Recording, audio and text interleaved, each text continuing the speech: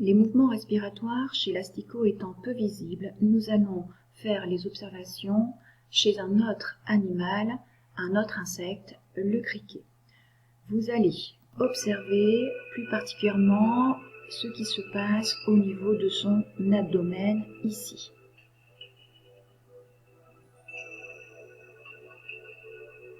En vision rapprochée, la base de son abdomen, la partie dorsale de son abdomen. Au niveau de l'abdomen, nous pouvons observer à intervalles réguliers des petites ouvertures que l'on va appeler des stigmates.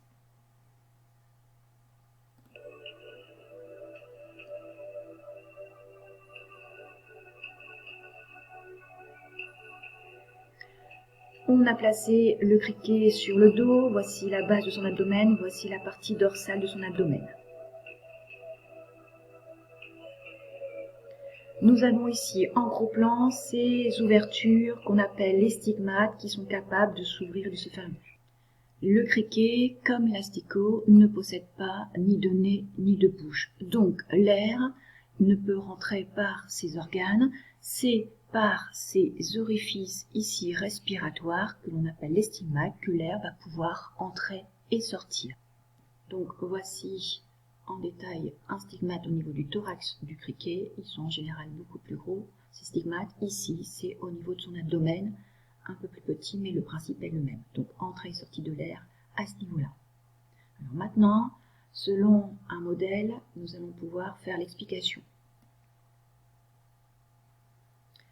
Voici l'abdomen qui se dilate, l'air est aspiré et entre. L'abdomen se compresse, l'air sort par les ouvertures de chaque côté de l'abdomen. Ce sont de véritables mouvements respiratoires qui permettent l'entrée ou la sortie de l'air.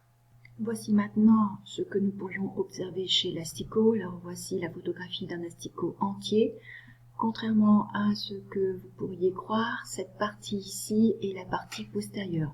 Ici, c'est la partie antérieure avec la tête de l'animal, mais il n'y a ni fosse nasale, nez, ni bouche, d'accord? Voilà. Et il a un corps avec des segments. Voici en gros plan la partie postérieure de l'animal avec ces deux éléments foncés que l'on peut repérer ici, que vous voyez également ici. Ce sont ces fameux stigmates.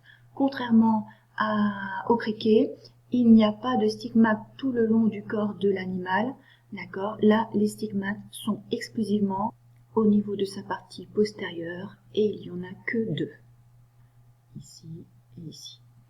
Le principe des mouvements respiratoires vus chez le criquet sera identique chez l'asticot. Nous aurons des mouvements de dilatation, autrement dit, ça gonflera au niveau du corps de l'animal et cela permettra l'entrée de l'air au niveau des stigmates postérieurs. Au contraire, des mouvements de compression de l'ensemble du corps de l'animal. Si ça se compresse, ça exerce une pression à l'intérieur du corps de l'animal. L'air est obligé de sortir par la partie postérieure au niveau des stigmates.